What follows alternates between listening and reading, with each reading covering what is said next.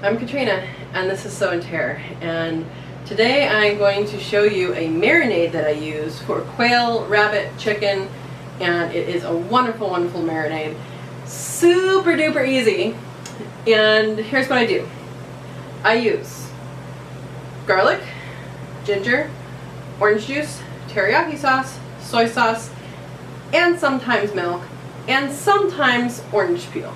So, not going to use milk or orange peel today because I simply don't have it, but the milk does do a little bit more tenderizing if you need that done for your meat.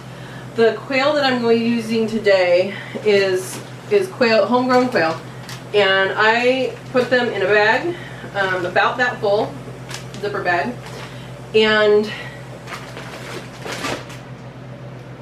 some of them have never been frozen, and most of them have been frozen. So most of them are in the later stages of defrosting still. That's okay. When I do chicken breast, I do this as a 4-day marinade. That's a long time. Has a lot of flavor. For quail, I would also do 3 to 4 days. I'm getting ready for a party, so that's what these are for. So I'm doing a lot of them, and I forgot to take them out of the freezer. So it is Thursday evening, and party is Sunday afternoon. So they'll be cooked Sunday late morning. So that gives you the amount of time that they're going to be marinated. I'll come back and show you how I cook it, and it turns out wonderful. So here we go. Super, super easy. So first thing is orange juice. I like to use Tropicana or a good quality orange juice. You want this orange juice to be yummy. And here's what I do. I don't even measure.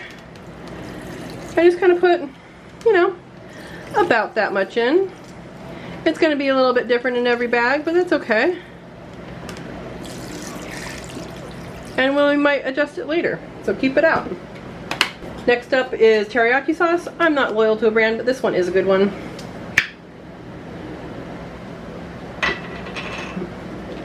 And again, I do not measure. This stuff is thick though, so some stuff is thin, some stuff is thick. Just keep that in mind.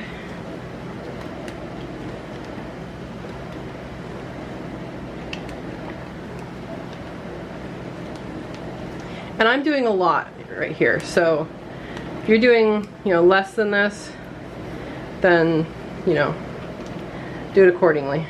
So for those 5 bags, we used that much of the bottle. It's about that full right now. So you want to refrigerate this. Next up is soy sauce, and I just realized I don't have very much of this, so hopefully we'll make it go the distance. Now I don't add salt to the marinade because there's tons of salt in the soy sauce, so there you go. Alright, that's it for that. Next up is ginger and garlic. Now I just bought garlic. I usually peel it myself, but this is good to buy peeled garlic sometimes. Alright guys, so I'm going to use, I think, a new kitchen tool to my channel. I've had these for years, but I don't think I've shown it yet. So this is called a French plate, and it is just a little saucer, and you can see these little areas. It looks like it's been pinched when it was wet before they fired it, and it's basically a grater. So it's called a French plate, and you grate all sorts of things on here, from garlic to ginger to nutmeg. You can do nutmeg on this, and this is really cool. So I will try and find a link. This was I don't even know. I got this at the Garlic Festival. I got 2 of them. I think I got this one at the Garlic Festival. www.buythegarlicgrater.com. That's what it is. Handmade, hand painted, made in Spain. So, made in Spain, it's called a French plate. So, here is how we use it. Here's how you use a French plate. So this is a peeled garlic clove, and you hold it and go like this. And it's super, super fast. This is real time right here. And you get garlic paste. So it's faster, I think, than mincing garlic, and it ends up with a better product. And it is super yummy. So I think I am going to put let's see. I don't have this recipe written down. It's not something that's written. It's just I know the ingredients and I just do it. So it doesn't have amounts. And the amounts are going to differ based on how much meat you are doing. So, alright. I think this is a 5. I think I'll do 5 cloves is pretty good for each bag. So, there you go. They do make little brushes to brush this, but what I do is I just use my fingers. It works out pretty well to just do it that way. So I just put this in here.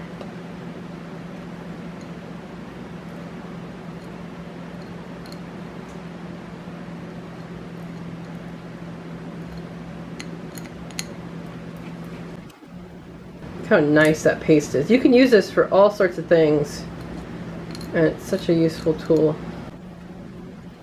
My fingers are starting to stick together. The marinade smells so good, guys. Last one. Now, if you don't want your hands to smell like garlic for days, don't do it barehanded. Forgot to say that in the beginning, because it's kind of seeps in. You know, extra health benefits. I'm sticking with that. All right, we know what this is, right? Garlic? No. Ginger? Yes. You know what this is? Spoon? Yes. Ginger peeler? Also yes. So I'm going to teach you guys how to peel ginger with a spoon. It's the best way ever. So we want to peel ginger, and we are going to do it with a spoon. So first things first, we can take these apart. Now this peels pretty thin, so you probably wouldn't even need it. You probably could just go straight to the French grater, the great French plate, if we wanted to. But I'm just going to show you how to do this, especially if it's the thicker skin. Guys, I love ginger. So upside down. Start down here somewhere. And it peels. Okay. You can get in all the nooks and crannies. You can get in there. And it's super easy, super fast compared to using a knife. And you don't need a knife. All those curves you're going to get, right? Where a knife you'd have to hack away.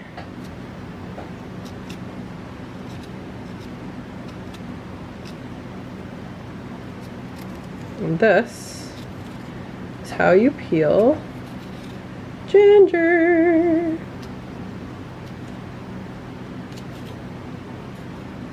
Pretty cool, huh? Oops, that one I went a little deep on. It's okay. You should be able to do this with any table, regular, you know, metal spoon.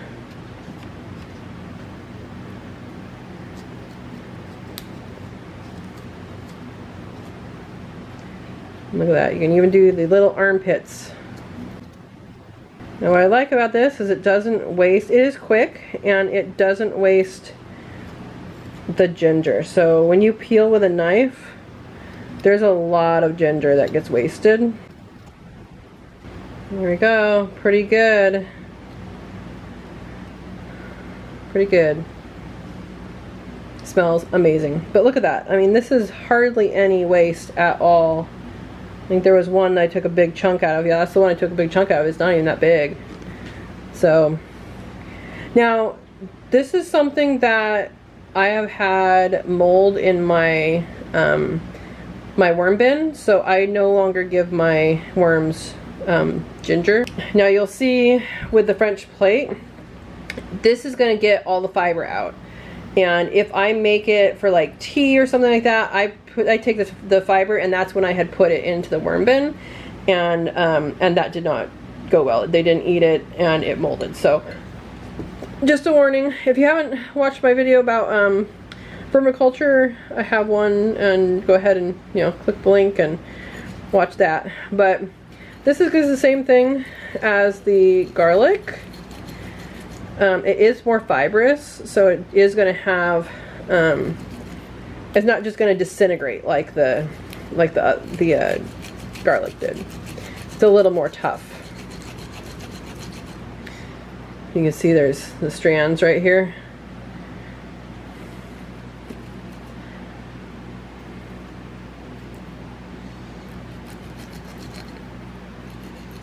It's still better than any other way I know to make it more like a paste and get rid of the fiber strands in there. And especially for a marinade, like having it this way instead of just chopping it up and throwing it in, it's gonna have such a bigger impact and flavor. It's so good, guys.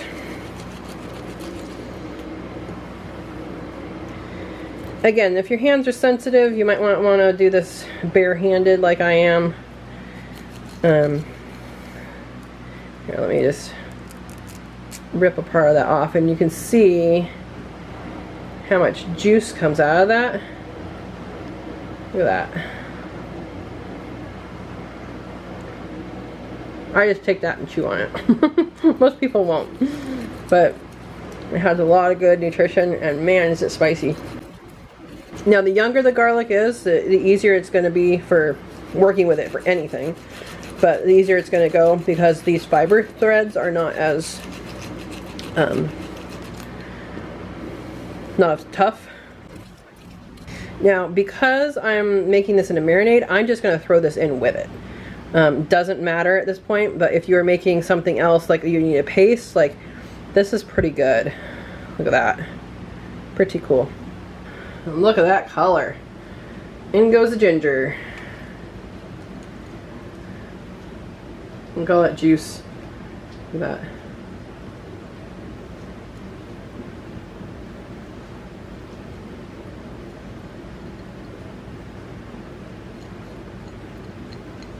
Now, this next one I'm just going to do with the skin, because the skin is thin and it's not going to be detrimental to what we're using it for.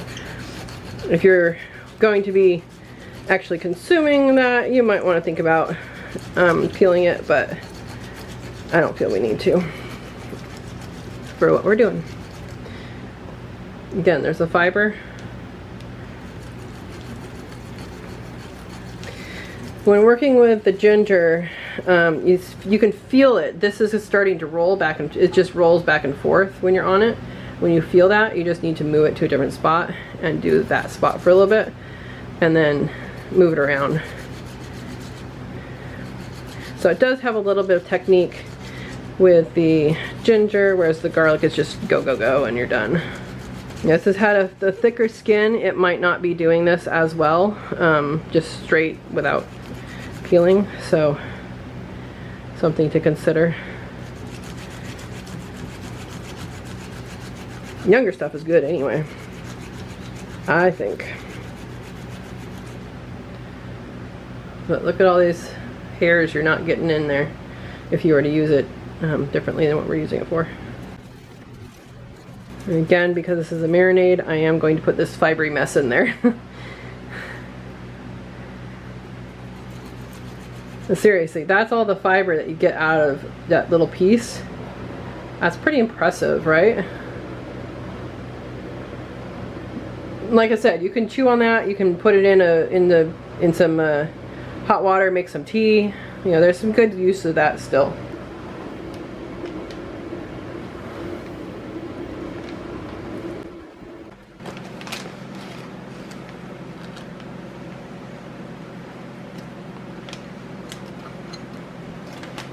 Last ginger.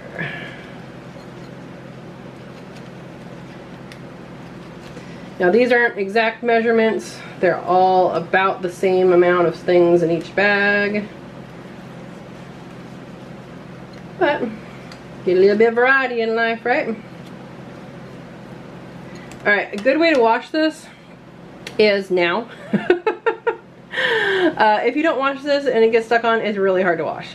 So I would run it under hot water, or what is even better is to have your tea kettle going when you're using this, and to just pour the water over this into a cup, and you will have a nice flavored tea. I recommend doing this with ginger, not necessarily with garlic. I did forget to tell you guys about one ingredient, peppercorns. And all of these measurements, I'm saying measurements, I'm not even measuring, they're relative to what you want to do with your dish. Sensitivities people may have, you know, if you know that someone in your family or one of your guests is allergic to something, you can make the rest of the recipe for you guys to, you know, because it's super yummy, and then omit, like, say the peppercorns. You can omit that from one of the bags and just remember which one that is, mark it somehow, and everybody will be happy. Alright, so this does not have enough liquid in it. Usually I would add milk, but I'm going to add more orange juice. Should have enough. I always like to add one liquid on top just to kind of work this way in a little bit. We might end up using this whole thing. Alright, we used the whole thing, guys. So what I'm going to do is I'm going to squeeze as much air out as I can.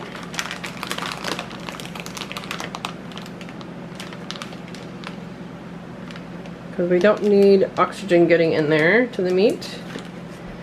And I have this in this bin. I'm going to put the whole bin in the refrigerator. You can put this in a bowl, something like that. You do want this to stay upright because these do end up leaking. Yeah. So I just move it around, slosh it around. You want to get some of that ginger and garlic and stuff all the way mixed up. And what I do is exactly what I just did. I mush it around and shake it around a couple times a day, and then when I am ready, I'll take it out and cook it. But like, you don't want that to be out of the marinade all the time. You know, kind of mush it around, move it around, and it'll be good. So put in the comments what your favorite marinade is for quail or chicken or rabbit, that kind of animal, or other ones if you have a favorite that is not one of those. That works too.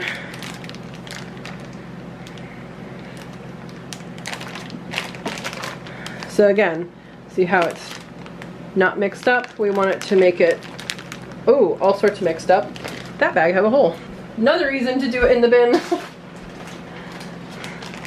I'm gonna try and put this whole bag in here.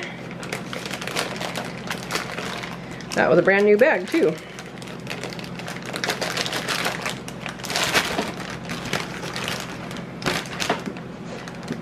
Sometimes it's not worth it to empty out a bag and put in another one. You just put the whole thing in. Now, if it doesn't look like it has enough liquid, you're gonna want to try and tilt it a little bit and squish it down. And then, like, tomorrow in the morning, I'll come over here and I'll even turn it upside down in this bin. I know I said don't do that, but you know, it's in the bin, so it should be fine. But I might add some water to that one because it didn't leak that much, but it did leak. And you do want to get that garlic and ginger throughout, otherwise you're going to have really garlicky and really ginger-y quail for the ones that are touching it. Now I would say normally I have more soy sauce in this than I do today, but that is completely fine. This recipe is always a winner. Like I said, usually I put milk in as well. I don't have any, so I'm just not using it. So alternate to doing this kind of bag thing, you can make a marinade, mix it up, pour it in the bag, add your meat, or add your meat and then pour it in the bag, either way. But this is just the way I do it. I see it seems to work best for me. Alright, let's put that in the fridge. This is going to be in the fridge for a few days. So it is a few days later, and it smells wonderful. I have the oven preheating to 375 because I don't remember if last time I did this if it was 350 or 400. So we're going 375. And we're going to go for 40 minutes because I don't remember if it's 40, 45. Probably 45. But I'll check it at 40. You can see some of them are small, some of them are big. And that is okay. Alright, I like to put the legs towards the middle. You can fit more on the pan. Looks like that one got squished. You can see there's some ginger on there still. That is completely fine to leave. So the secret to cooking quail is to retain the moisture. Part of doing that, part of marinating actually does add moisture to it, so that ultimately retains moisture. But we are going to be putting foil over this. Looks like that one's missing a leg. We're going to be putting foil over this, and that will retain the moisture even more. Now I'm not going to do the extra step today, but the extra step is, if you have an air fryer, warm it up, preheat it a few minutes, and throw these in there after they're baked for another, I think I did 5 minutes. You guys might have to experiment with that, but I believe it was 5 minutes. So key to success here, cover it with foil.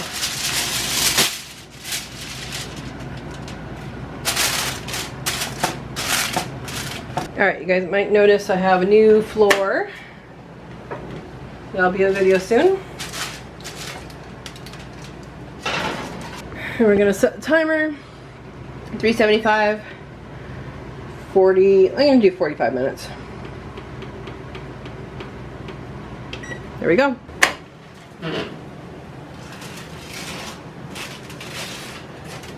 So there's just going to be lots and lots of juice. Look how, that's hot. I just burned myself with the steam. Look at that. That looks yummy. Ooh, this one's so tender it's falling off the bone. Look at that. Alright, so these, I'm going to use some rubber tongs and pick them up. They are very tender and they're going to fall apart if I do much with them. So, here's what I do for party time, is I keep them in a crock pot. And you don't even have to turn it on because all of their moisture and all of their heat, goodness, is going to keep it good and hot. And here's a tip, if you use the lid to transfer it and you don't drip all over your floor.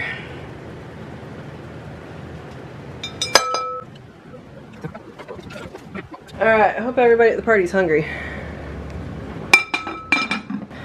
Alright, so I'm just using a yogurt cup. Those are these are 4 cups up to the line here.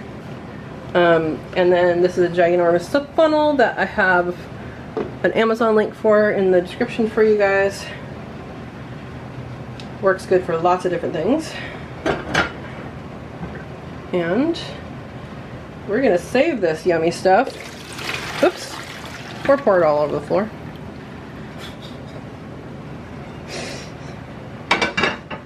And looks like we're gonna need another container.